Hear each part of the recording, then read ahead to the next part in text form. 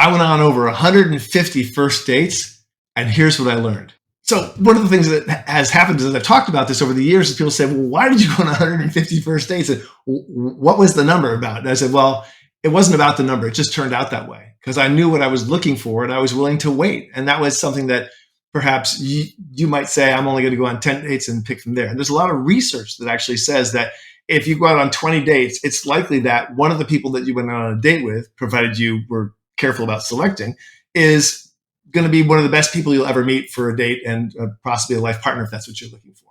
So maybe I went a little overboard. But the fundamental thing is I knew what I was looking for and I really wanted to find that magic combination.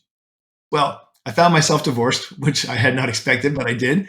And after a long period of time and some therapy and so forth and getting my act together and, all those kinds of wonderful things that one does after a divorce, I said, okay, I know what I want. I want to find a new life partner. That's time to do that. So the first thing is you got to know why you're going out on a date. If you're 25 and you're looking for the hot date, this is probably not the conversation for you if that's all you're looking for. But if you're looking for a life partner or a long-term relationship, then I've got a couple of things to share with you that I learned from those 150 first dates. So first, my number one thing was to have a criteria. What am I looking for? And I realized I wanted kind, smart, happy, self-respecting, and reasonably fit. Now, the first three, kind, smart, and happy, are important because if that person that you're on the date with isn't already kind, smart, and happy, you're not going to make them kind, smart, and happy. They're not kind, smart, and happy people. You're not going to change them, especially if you get to your 30s, 40s, and 50s and so forth. You're just not going to change people. Don't expect to. So I was looking for kind, smart, happy. I was also looking for someone who had lots of self-respect. Because if someone else doesn't respect themselves, they're probably not going to respect you or other people, and they've got some other issues that they haven't worked out yet. So you want to find someone who's got some reasonably good self-respect. And then the other thing was I was looking for someone who was a learner because the life is constantly changing. Your life is changing. It's evolving. The world is changing all around you, as we can see right on some of these videos that we're putting together for you. The world is changing a lot. So you want someone who is willing to learn and grow and adapt and become more than they were, say, 5 years ago, because life requires that. And if you're going to be that kind of person, you're going to want that kind of person. And the last thing that I had on my serious, sort of no compromise list was they had to be reasonably fit. And there are a lot of wonderful people who are not fit. And I like to hike. I love to work out in the gym. I love to use my body, get out there in the world and do sports and athletics and all kinds of things outdoors. So I wanted to have someone else who could go do those things with me. So that was really important for me. Now, it may not be for you, but it was for me. My primary way of going on 150 dates was to use online dating. And because some of the sites allowed you to really be selective, which was what is important to me. And what I will also say is that it used to be that you would meet most of the people that you're likely to date and marry and have a long-term relationship with. You might meet them in high school back in the old days, 100 years ago. You might meet them in college or university, which was very typical. Or if you're religious in a church, a mosque, or a temple, something like that, where you would meet them as part of that process. And then prior to like the 90s, it might be at work, even though that still happens a lot. It's generally frowned upon by most companies these days. So a lot of those places have gone by the wayside for a vast majority of people. They're just not going to church, temple, or mosque anymore very much. They're not meeting people in university. They're not, all these things have disappeared. So online dating has become one of the primary ways. What I will tell you is that the most likely place where you're going to meet someone who you really like is through your friend circle, friends of friends. And statistics have shown that outside of online dating, which is still number one because a lot of younger people use it, that as you get older, the most likely place where you're going to meet someone is through friends of friends. That you're going to find your best dates because your friends know you and your friends can tell their friend circle about you. So having a good, healthy social network and friends is probably going to be just as valuable as online dating for you. So at the end of this video, I will tell you why I'm no longer using any of these tools and why I have totally stopped dating at all. But first, I'm going to tell you the 5 things I learned from those 150 dates. First was to have the criteria of what I was looking for. As I said, happy, kind, smart, reasonably fit, self-respecting, and so forth. That was the first thing. You got to know your criteria because it's not like I want someone with green eyes or I want someone who, has a shaved head if you're a woman looking for someone. That might be important to you, but the criteria are going to outlast any of that initial attraction. So the criteria are who the person is. That was the number one thing, those 5 criteria. The second is that I wanted someone passionate about something bigger than themselves. someone who's passionate about something else in the world, whether it's about, child welfare or saving the walruses or, something other than themselves, a big, important issue that moves them.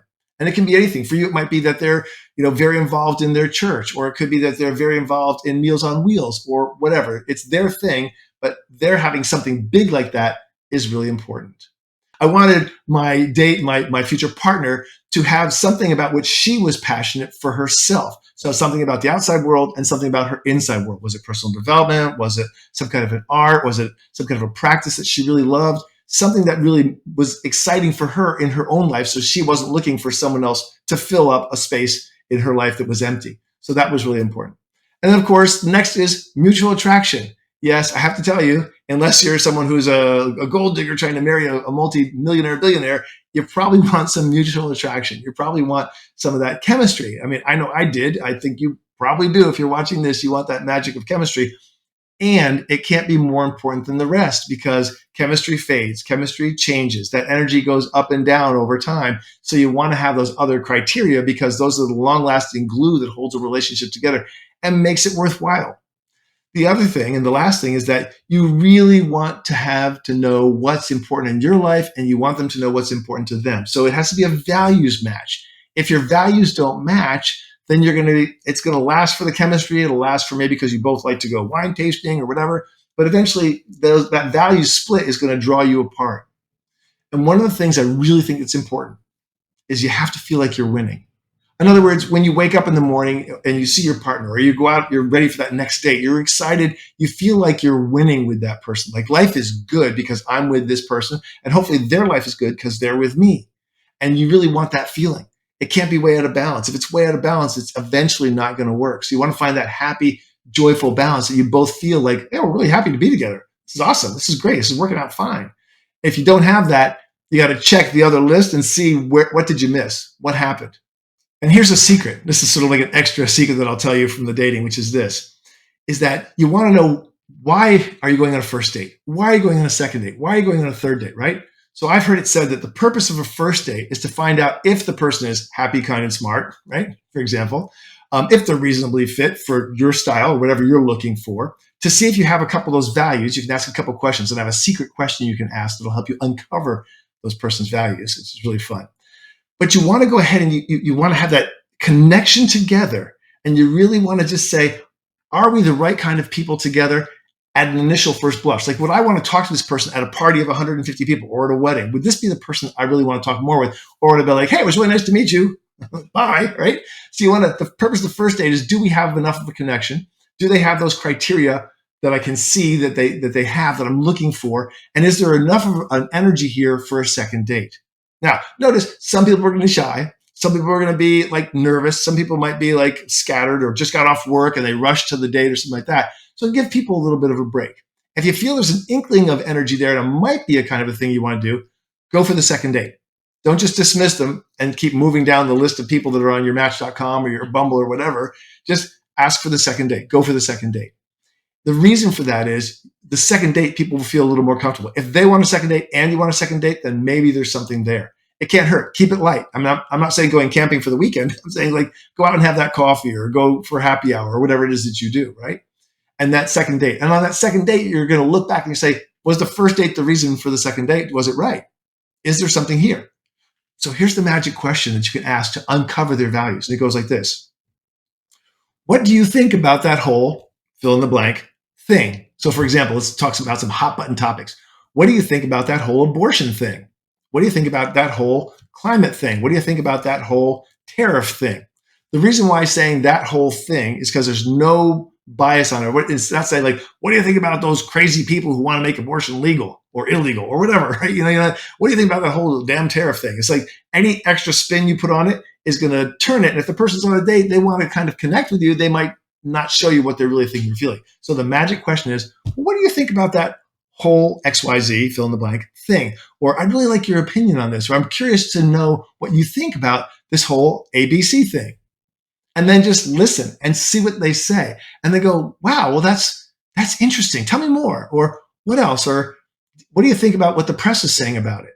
See, very neutral questions that allows the person to speak what they're feeling, what they really think, and allows them to open up a little bit. That will really help you uncover their values so you know, is this person the right kind of person that you're looking for?